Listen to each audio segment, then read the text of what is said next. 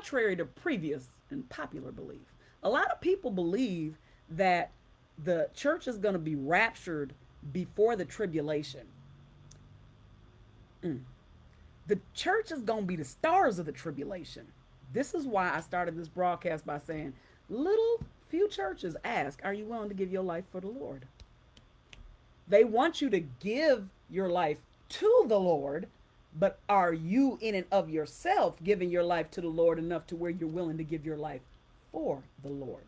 See, the fifth seal is all about the martyrs of Christ. So if the church is raptured, how are there going to be martyrs for Christ? Now, a lot of people want to say, well, that of course there's going to be those are the saints that are left behind. Okay, the problem that I have with that is that if you read the 24th chapter, I'm just going to give you a little salt on what Jesus said. If you go down to the 29th verse, Jesus, in his own words, he says, immediately after the tribulation of those days. Now, he just called it great tribulation. So technically, he's saying immediately after the great tribulation of those days, then shall appear the sign of Son of Man in heaven. And the angels calling his elect from the four corners of the earth.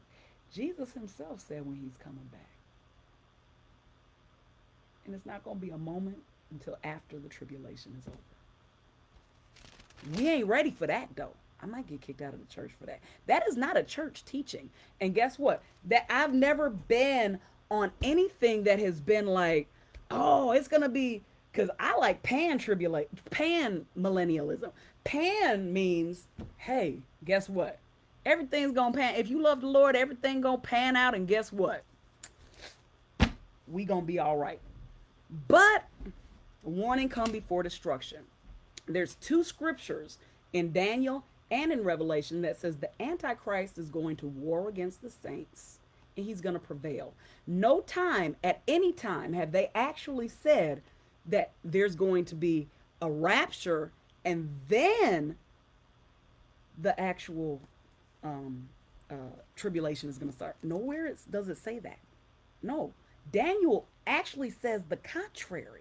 It says that the enemy is going to prevail. He said, and many of them are going to fall. Many of the saints are going to fall by flattery. First seal, that's the first seal. The first seal is going to be going on during the tribulation. Because how do you think that these saints are going to be killed? People are going to be selling them out. People are going to sell the saints out. You better watch your back about who has your back and who they yielded to. Because if they ain't yielded to Christ, when that moment comes and they start selling the saints out, and you don't, and it says many, this is what I love, because it talk about the church culture right now. Many shall fall by flattery. This is why Jesus said, be careful that no man deceive you. Because he know that if you get deceived, what? You know, all of that's going to fall in place. But see, we're the stars. We're the stars. And if you go and you look at the fifth seal, it says, and they cried out with a loud voice, how long, O Lord, faithful and true, shalt thou not avenge our blood on the earth of them who killed us? Now, generally, you're going to hear from the Christians saying, oh, Jesus is love and oh, he forgives. And yeah. But see, we got a new spirit of Christian coming up on here. Because see, we coming into a new, it's very important to know when the season is changing. Yes, we're in the dispensation of grace, but we're now in the beginning of sorrows. There is a Lion of Judah spirit that's coming into the church, and the Christians are being emboldened. Why? Because the enemy is coming in like a flood. They're being told that wrong is right and right is wrong. And if everybody is wrong, who's right? But all those who do know their God. It says, they shall do exploits. I ain't standing down on Jesus Christ. I ain't standing down on a gospel that he died for our sins and that if you don't believe in him that you will go to hell. Jesus himself said, no man cometh to the Father but by me. Them harsh words, but Jesus said it. And guess what? And then he wrote a manual and an outline to show us that what he was saying was not false. And here we have the fifth seal. We have the fifth seal showing itself It's already being staged, right? It's being staged because what? No one can stand church. I just witnessed a video where people were standing outside of church saying, this is a hateful place. This is hate, and hate needs to be taken down. It was the LGBTQ community, right? And so we see this turning of the Christian, and they go on to say that white robes was given to each of them. This is Revelation 6:9-11. Robes were given to each one of them, and they were told for a little while. This is timeline talk. Once again, timeline talk. He said that they will be given robes and that they have to wait, because they just asked them, how long, O Lord, faithful and true? And he said, how long? Until. Verse 11 says, until your brethren and your fellow servants are killed as ye were is fulfilled. That's a loaded statement. In the heavenlies, in heaven, the saints who were already killed, they weren't raptured. They weren't left behind. He said, as you were. So that means you were actively in the gospel. You were actively being a representation of Jesus Christ in the earth. You were actively bearing the testimony of Jesus, because it says they were killed for their testimony.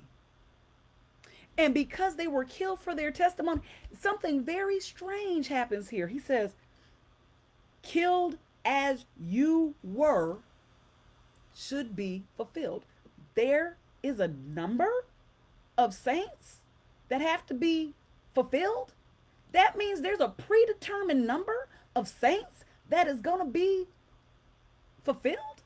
He said, it says the earth's blood will not be avenged on them until every Christian and every Messianic Jew who is predetermined to die as they were, fifth seal, go and read it, should be fulfilled. That's like having a vial, a box or something, and you pour all this stuff in the box and only so much can fill. But once you get to the top, then it's done, and you go on to the next thing.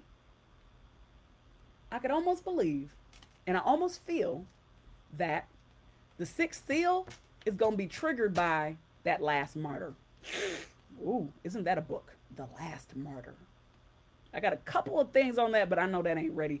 The Lord is still giving me some things on that concerning that last martyr or last martyrs. It could be more than one.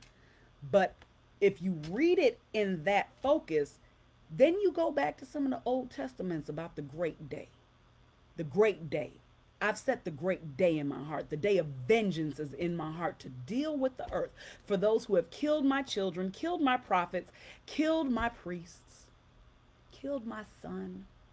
He said the great day of vengeance is in my heart. That's what he told Isaiah. He told Isaiah the great day of vengeance is in my heart. And to the credit, that's the tribulation the church is going to be raptured out of. When that happens, there is going to be worldwide destruction, because now Psalms 18 is coming true. Now he's arising. Now he done had enough.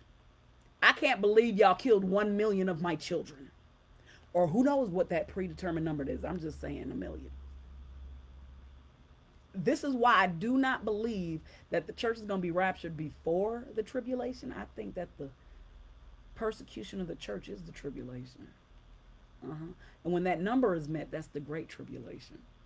Now, I could be wrong, but I haven't came across anything in the past 7 years that would tell me. In fact, it's only emboldened it.